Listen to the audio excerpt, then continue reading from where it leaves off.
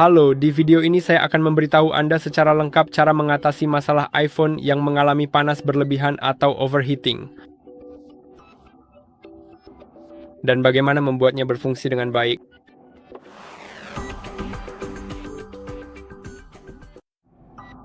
Jadi pertama, mari kita atasi faktor eksternal. Jika Anda menggunakan casing yang tebal atau berat, terutama saat mengisi daya atau bermain game, cukup lepaskan casing tersebut. iPhone Anda membutuhkan ruang untuk bernapas.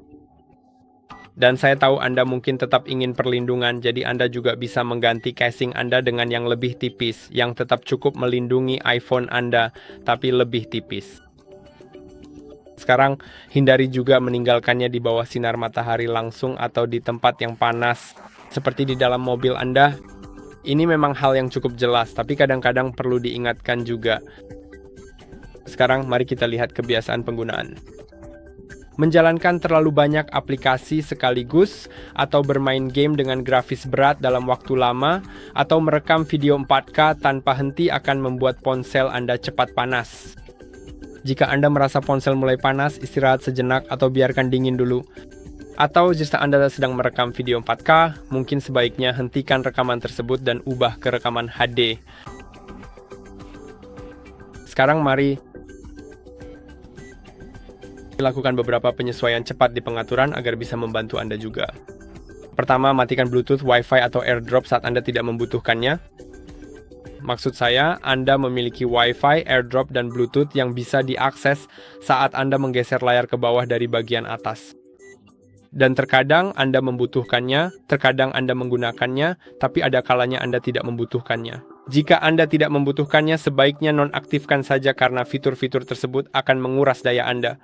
Dan penggunaan daya itu menyebabkan perangkat menjadi panas, bukan? Sekarang mari kita lanjut ke hal berikutnya, yaitu menonaktifkan pembaruan aplikasi di latar belakang untuk aplikasi yang tidak perlu terus-menerus diperbarui. Maksud saya, beberapa aplikasi, memang ada aplikasi yang perlu diperbarui di latar belakang agar bisa mengirimkan notifikasi tepat waktu, tapi misalnya, mari kita cari aplikasi yang saya tidak butuh notifikasinya. Apakah saya benar-benar butuh notifikasi dari misalnya Google Photos? Saya rasa tidak. Setidaknya saya tidak perlu notifikasi itu secara real time. Jadi, mari kita buka pengaturan, lalu pilih umum dan gulir ke bawah sampai kita menemukan pembaruan aplikasi di latar belakang. Sekarang, mari kita cari Google Photos. Saya tidak bisa menemukannya, dan saya akan menonaktifkan notifikasi dari aplikasi itu. Begitu juga dengan Google Maps, dan beberapa aplikasi lain juga bisa dinonaktifkan. Tergantung apakah Anda ingin aplikasi tersebut melakukan refresh di latar belakang untuk mengirimkan notifikasi, atau jika aplikasi itu terhubung dengan smartwatch Anda, maka biarkan juga pembaruan aplikasi di latar belakang tetap aktif agar bisa sinkron dengan jam tangan Anda, tapi kadang-kadang itu sebenarnya tidak diperlukan.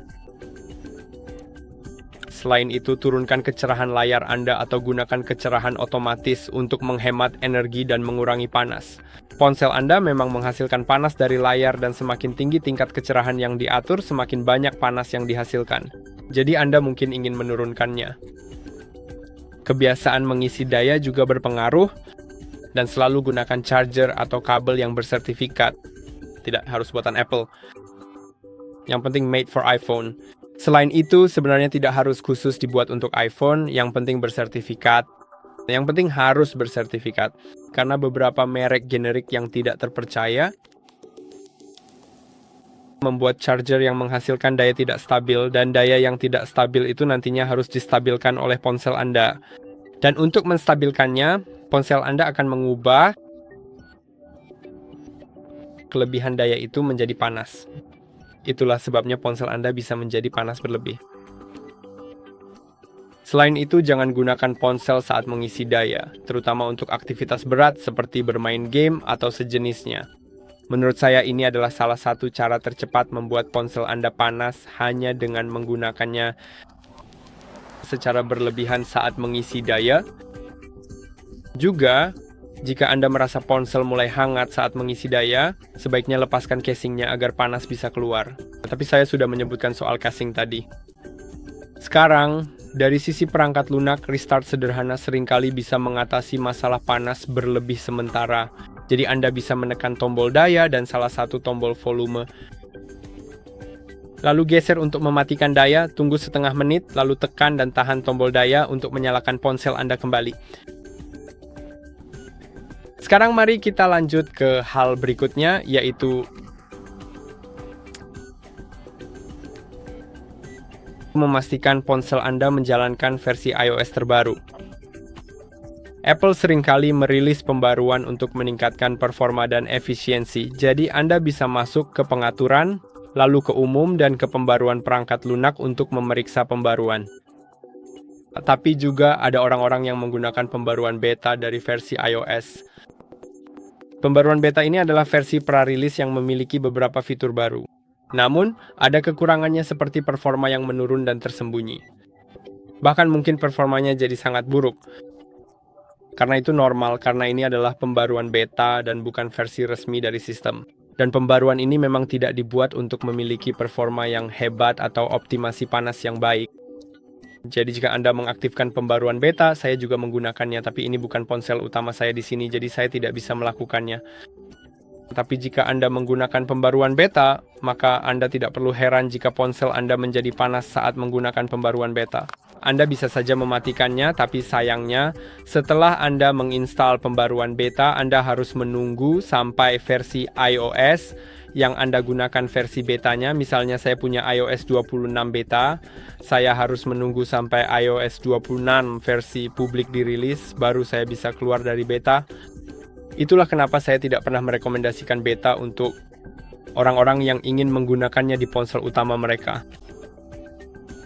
Sekarang juga di bagian kesehatan baterai yang ada di pengaturan perangkat, periksa dengan teliti apakah kondisi baterai Anda saat ini sudah menurun secara signifikan. Jadi mari kita masuk ke pengaturan ke baterai, lalu gulir ke bawah ke kesehatan baterai, pengisian daya, dan cari kapasitas maksimum. Milik saya 89, itu tidak terlalu buruk. Maksimalnya tentu saja 100 kan? Jadi jika terlihat menurun itu bisa menyebabkan panas. Jadi Anda mungkin ingin menggantinya, dan menggantinya bisa membantu Anda, asalkan Anda menggantinya dengan baterai original. Karena jika Anda menggunakan baterai palsu, maka itu akan menyebabkan ponsel Anda menjadi 2 kali lebih panas. Sekarang terakhir untuk beberapa tips jangka panjang, jika masalah panas berlebih mulai terjadi setelah menginstal aplikasi tertentu, hapus instalasinya, mungkin aplikasi tersebut belum dioptimalkan. Jika ponsel Anda masih panas saat digunakan secara ringan, itu bisa jadi menandakan masalah pada perangkat keras, seperti baterai yang rusak atau logic board yang bermasalah. Dalam kasus seperti itu, sebaiknya hubungi Apple Support atau kunjungi pusat perbaikan resmi dan ya, saya rasa begitu.